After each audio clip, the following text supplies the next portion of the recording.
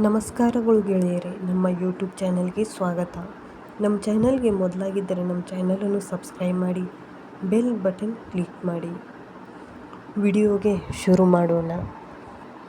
Agriculture machinery, ಕೃಷಿ ಯಂತ್ರೋಪಕರಣಗಳನ್ನು ರಿಯಾಯಿತಿ ದರದಲ್ಲಿ ವಿತರಣೆ ಮಾಡುವುದಾಗಿ ಮುಖ್ಯಮಂತ್ರಿ ಸಿದ್ದರಾಮಯ್ಯ ತಿಳಿಸಿದ್ದಾರೆ. ಕೃಷಿಕರಿಗೆ ಶೇಕಡಾ 40% ಪರಿಶಿಷ್ಟ ಸಮಾಜದ ಕೃಷಿಕರಿಗೆ ಶೇಕಡಾ 50% ರಿಯಾಯಿತಿಯಲ್ಲಿ ಕೃಷಿ ಯಂತ್ರೋಪಕರಣಗಳನ್ನು ವಿತರಣೆ ಮಾಡಿದ್ದೇವೆ.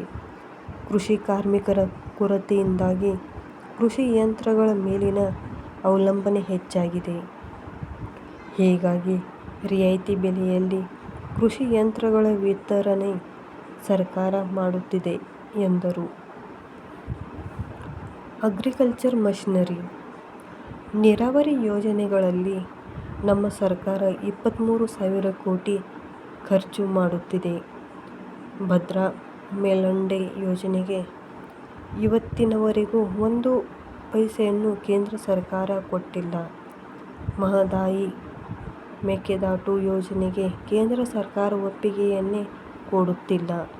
ಕೇಂದ್ರ ಸರ್ಕಾರ ಒಪ್ಪಿಗೆ ಕೊಟ್ಟರೆ ತಕ್ಷಣ ಈ ಎಲ್ಲ ನೀರಾವರಿ ಯೋಜನೆಗಳನ್ನು ಆರಂಭಿಸಲು ಸರ್ಕಾರ ಸಿದ್ಧವಿದೆ ಎಂದು ಘೋಷಿಸಿದರು. ಇಂತಹ ಮಾಹಿತಿಗಾಗಿ ನಮ್ಮ ಚಾನಲನ್ನು ಸಬ್ಸ್ಕ್ರೈಬ್ ಮಾಡಿ, ಬೆಲ್ ಬಟನ್ ಕ್ಲಿಕ್ ಮಾಡಿ. Thank you for watching.